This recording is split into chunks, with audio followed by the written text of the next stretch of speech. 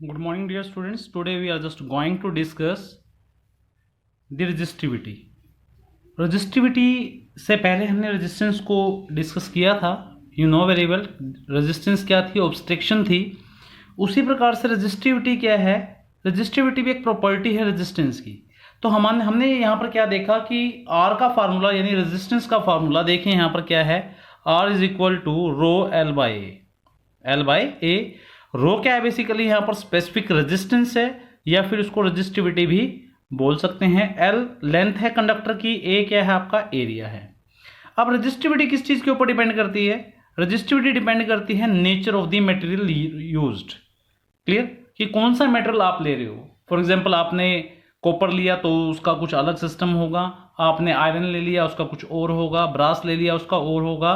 तो depending upon the nature of material, क्यों nature of material का मतलब यहाँ पर क्या आंकना है आपको कि हर एटम यानी हर एलिमेंट की जो प्रॉपर्टीज हैं वो डिफरेंट है. आई मीन टू से number of atoms, configurations, valence electrons, ये सब चीजें अलग हैं. On the behalf of that उसकी रेजिस्टिविटी भी क्या करेगी, वेरी करेगी.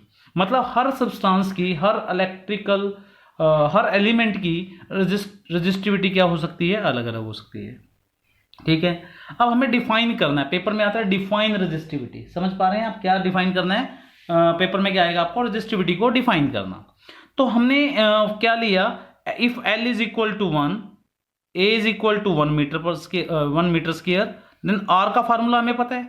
तो एल को 1 ले लिया, ए को 1 ले लिया, तो रो किसके बराबर आएगा बेटा, आर के बराबर आएगा.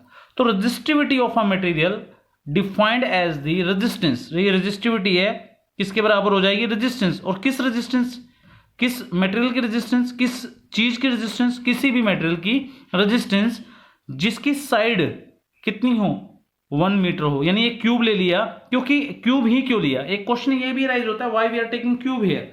ध्यान से देखिए, अगर एल 1 है, एरिया 1 मीटर स्क्वायर है, एल लेंथ 1 और एरिया कितना 1 मीटर स्क्वायर, यानी सभी फेसेस की जो साइड है वो इक्वल है.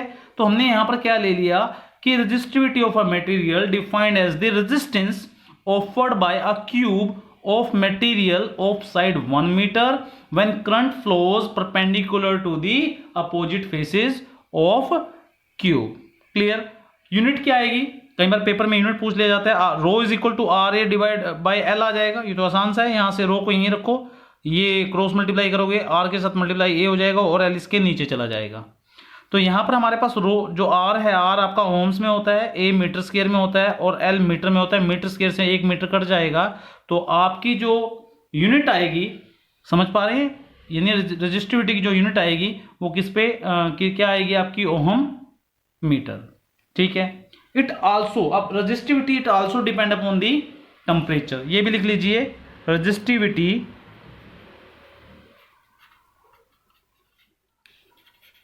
also depends upon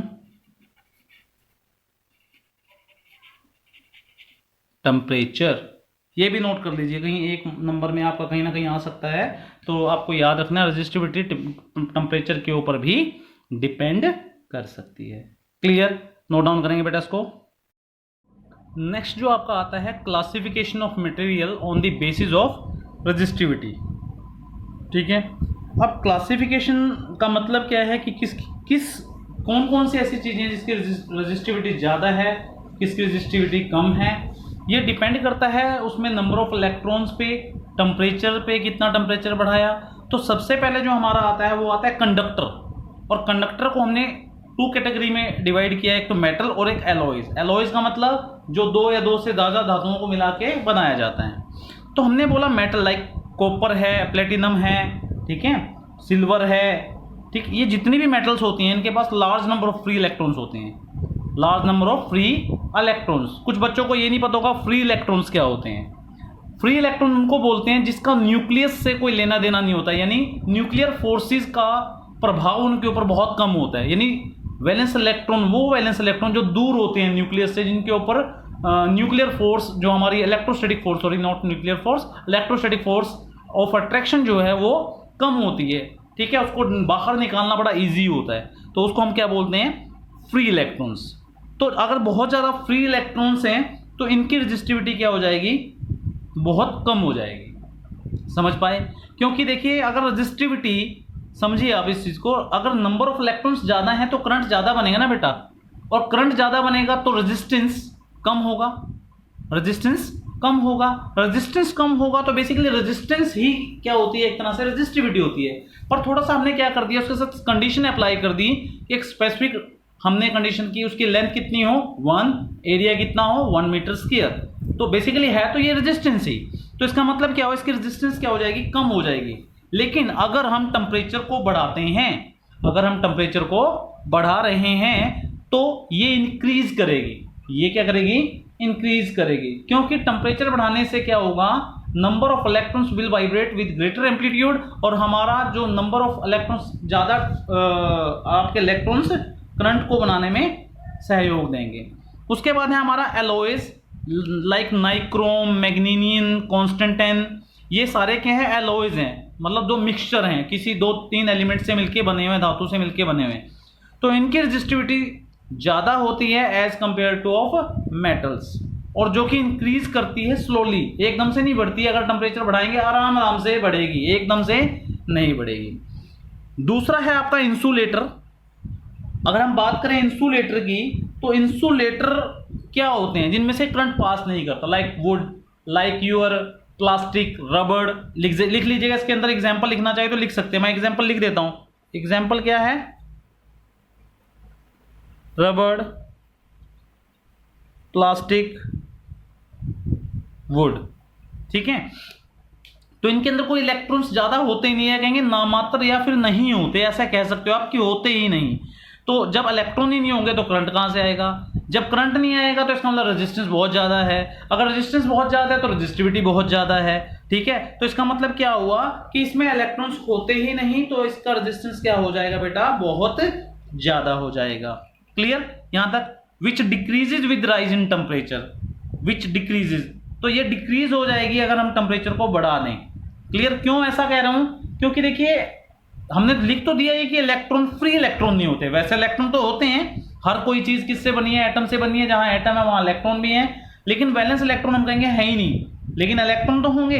अगर उनको बहुत ज्यादा हीट एनर्जी दे दी जाए, बहुत ज्यादा हीट एनर्जी दी जाए, तो वो जो आपका अट्रैक्टिव फोर्स है, electrostatic force of attraction between nucleus and electron, वो कम पड़ जाएगा, टूट जाएगा, ऐसा कह सकते हैं, और उसमें से 1 या 2 इलेक्ट्रॉन फ्री होने की कोशिश करेंगे, और वो इलेक्ट्रॉन जो है वो करंट को बनाएंगे, तो रेजिस्टिविटी क्या हो जाएगी इस केस में, कम हो जाएगी। समझ पा रहे हैं, क्या हो जाएगी, कम हो जाएगी।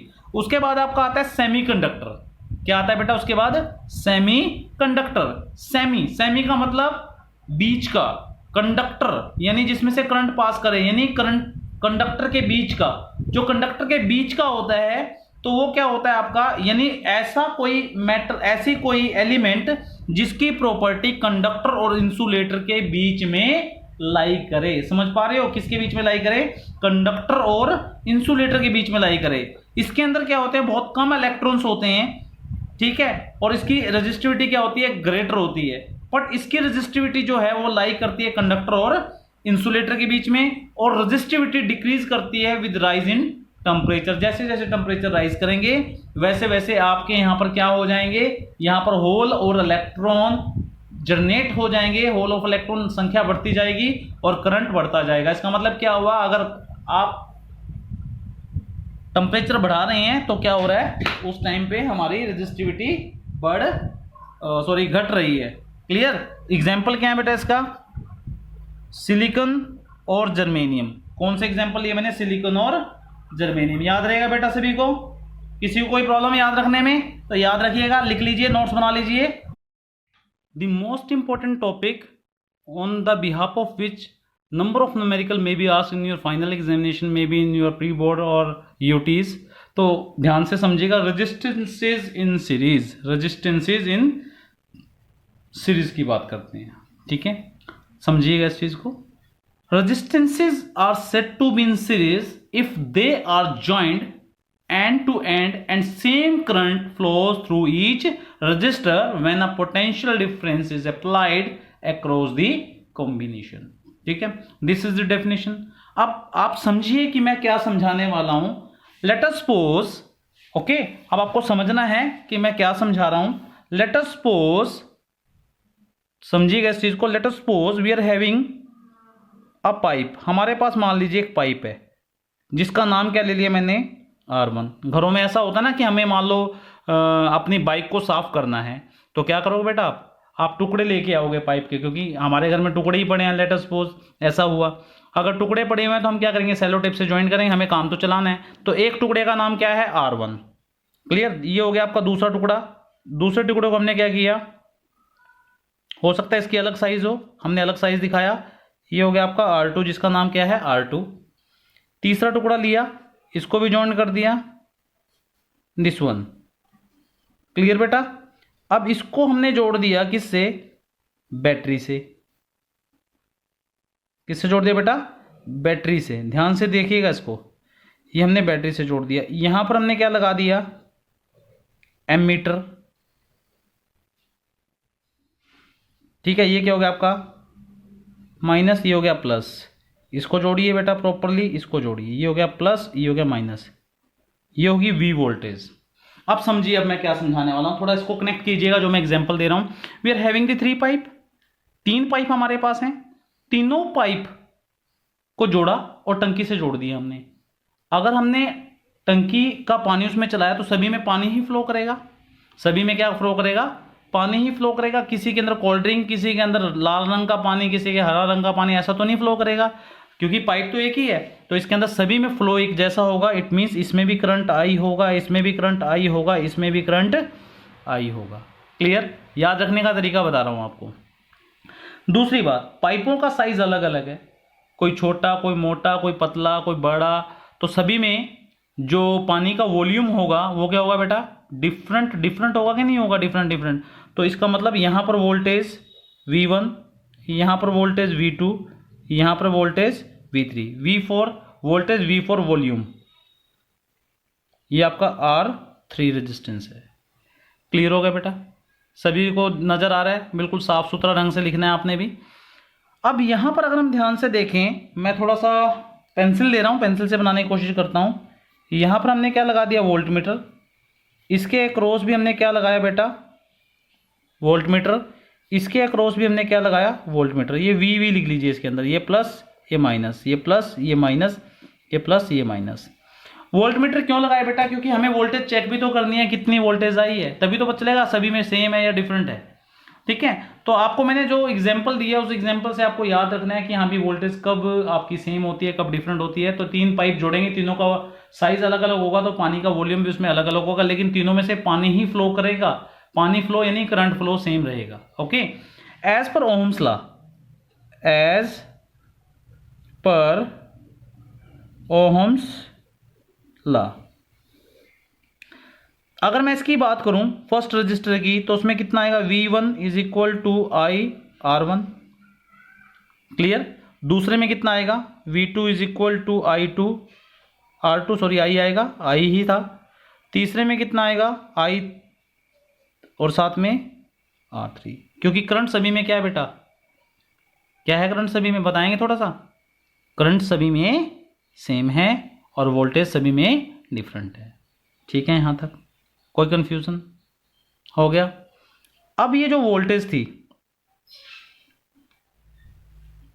अब ये वोल्टेज जो थी ये किसके बराबर है, V1 plus V2 plus V3। क्योंकि देखो टंकी में से जो भी पानी आया, मान लीजिए 10 लीटर पानी है, 10 में 7 लीटर यहां पर चला गया, 3 लीटर यहां पर चला गया, सॉरी 7 यहां पर चला गया और 2 यहां पर चला गया और 1 यहां पर चला गया, हो गया 10 लीटर। तो जितना 10 लीटर था इसी में समा गया, इन पाइपों में आ गया, तो इसका मतलब 10 इज इक्वल टू इन सब का जोड़ करके कितना आएगा, 10 आ जाएगा। ओके क्लियर, तो ये आपका हो गया वोल्टेज, जो कि हमारी इक्वेशन कितनी मान ली मैंने, 1। ठीक है बेटा, इक्वेशन कितनी मान ली मैंने, 1। नोट कर कीजिए इसको फटाफट से, ये कौन सी इक्वेशन होगी बेटा, कौन सी इक्वेशन होगी, 1 इक्वेशन। समझ में आया कि V क्या आया हमारे पास, V is equal to V1 plus V2 plus V3। क्यों लिया गया ये, मैंने बता दिया कि सारा का सारा पानी पाइपों के अंदर इकट्ठा हो गया, तो जितना पानी टंकी में था उतना पाइपों में आ गया, तो टोटल हमने जोड़ दिया। ठीक है, अब लेट अस सपोज कुछ टाइम ऐसा आया कि हम अमीर हो गए। अमीर होंगे तो देखो टुकड़ों से काम तो नहीं चलेगा, फिर जब पैसे आएंगे तो हम कहेंगे क्या बेइज्जती हुई पड़ी है हमारी, हम एक नई पाइप ले आते हैं। चलो हमने एक नई पाइप ले ली, ये हमने नई पाइप ले ली। इस नई पाइप को मैंने अगेन टंकी से जोड़ दिया। टंकी तो चेंज नहीं करेंगे बेटा, वही की वही रहेगी। क्लियर, टंकी वही की वही रहेगी। तो हमने टंकी से जोड़ दिया। टंकी के अंदर पानी भी उतना ही। इसका नाम हमने ले लिया आर एस। क्या ले लिया? R S. R S basically क्या है? Equivalent resistance. इक्वालेंट रेजिस्टेंस मतलब तीनों पाइप को की जगह पे एक पाइप आए तो इक्विवेलेंट बन जाएगा ना। आर एस ले लिया तो सेम करंट फ्लो करेगा। पानी देखो, घरों में अगर हम मान लीजिए सपोज कीजिए घरों में हमारा पाइप चेंज हो जाता है तो टंकी थोड़ी ना चेंज होती है, और जो फिटिंग होती है वो भी चेंज नहीं होती है, तो पानी का फ्लो तो उतना का उतना ही रहेगा। तो यहां पर भी हम ओम्स लॉ लगाते हैं। तो V इज इक्वल टू कितना आएगा बेटा? I R S. कितना जाएगा? I R S. This is the again second equation आ जाएगी। हमने इसको भी क्या कर दिया? क्लोज कर दिया। ये कौन सी इक्वेशन आई बेटा? सेकेंड इक्वेशन आई। This is the second equation. अब one equation 1 is equal to equation 2, तो कितना आएगा? I R S is equal to I, कितना आएगा बेटा? R1 plus R2 plus R3।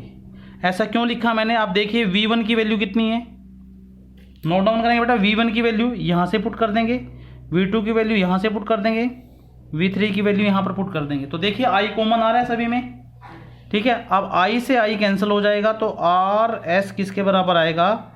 R1 plus R2 plus R3, ठीक है। तो आर एस बेसिकली क्या है आपकी यहाँ पर? आर एस जो बेसिकली आपकी यहाँ पर है ये है equivalent resistance in series combination. तो देखिए हमने क्या किया कि जोड़ने का तरीका क्या है रेजिस्टेंस इन सीरीज। ध्यान से देखिए, मान लीजिए ये आपका एक बच्चा खड़ा हुआ है, ये इसका लेफ्ट ये इसका राइट, ऐसे ही अगेन एक बच्चा खड़ा हुआ है, फेस आपकी तरफ है। फेस किसकी तरफ है? आपकी तरफ। इसका फिर लेफ्ट, इसका राइट, फिर एक बच्चा यहां पर खड़ा हुआ है, इसका अगेन लेफ्ट, इसका राइट। तो देखिए क्या करना है, इनको हमने जोड़ देना है। यहां पर क्या बचा? लेफ्ट, और यहां पर क्या बचा? राइट। इस प्रकार से जोड़ने वाला, यानी फेस आपकी तरफ है, देखिए left right left right left right. तो किसी भी वायर के टुकड़ों को अगर हम जोड़ते हैं तो ऐसे जोड़ते हैं, तो ऐसा जोड़ना हमारा क्या होता है? Resistance in series. Clear, resistance in series याद रखिएगा क्या हो जाएगा? Resistance in series. और यहां पर नोट कीजिएगा कि जो आर एस है it is greater than R1, are S is greater than R1 plus R2, are S is greater than R1 plus R3। Clear, यानी इनको देखिए आप कि हमेशा रेजिस्टेंस इन सीरीज में जो वैल्यू आएगी इक्विवेलेंट रेजिस्टेंस की, वो क्या आएगी आपकी? ग्रेटर आएगी R1 से, ग्रेटर आएगी R2 से, ग्रेटर आएगी R3 से, और it is also greater than R1 plus R2, R1 plus R3, R2 plus R3, R2 plus R3 भी ले सकते हैं यहां पर।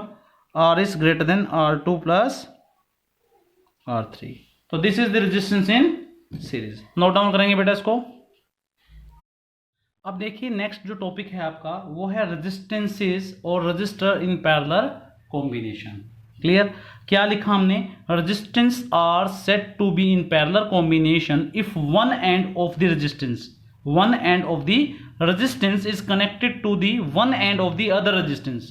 यानी अगर एक एंड को दूसरे एंड पे कनेक्ट किया जाए, यानी आपके एक लाइन में आप खड़े हैं, जैसे प्रेयर होती है, तो लेफ्ट हैंड को लेफ्ट हैंड पकड़ ले, राइट हैंड को राइट हैंड पकड़ ले, अगर ऐसा कॉम्बिनेशन बनता है तो उसको हम क्या बोलते हैं? Resistance in parallel combination. और इसमें सेम पोटेंशियल डिफरेंस अप्लाइड होता है सभी पे, यानी अगर हम R1 की बात करें उसमें भी सेम पोटेंशियल डिफरेंस होगा, R2 पे भी सेम, और ये जो पोटेंशियल होगा ये सेम होगा जो कि सर्किट में अप्लाई किया जा रहा है। ओके, समझते हैं, आइए समझते हैं इस चीज को। Let us suppose we are having a resistance, this one, this one, this one, these are the three resistance basically। हमारे पास कितनी रेजिस्टेंस है बेटा? 3 रेजिस्टेंस है, जिनका नाम क्या है? R1, R2, R3। 3 रेजिस्टेंस ले ली, तीनों को इस साइड से जोड़ दिया। देखिए आप left hand side, left hand को लेफ्ट हैंड से जोड़ेगा। अगर ये आदमी यहां पर खड़ा है, ये आदमी यहां खड़ा है, ये आदमी यहां खड़ा है, तो सभी का लेफ्ट हैंड कनेक्ट कर दिया, सभी का राइट हैंड कनेक्ट कर दिया। क्लियर, इस सभी को हमने किससे जॉइंट कर देना है, किससे जॉइंट करना है, पोटेंशियल डिफरेंस से। बैटरी लगा दी हमने, यहाँ पर एक बैटरी लगा दी। बैटरी देखिए मैं क्या कर रहा हूँ, ये सिंबल को कैसे अटैच कर रहा हूँ, ये प्लस ये माइनस, ये V वोल्टेज होगी, ठीक है।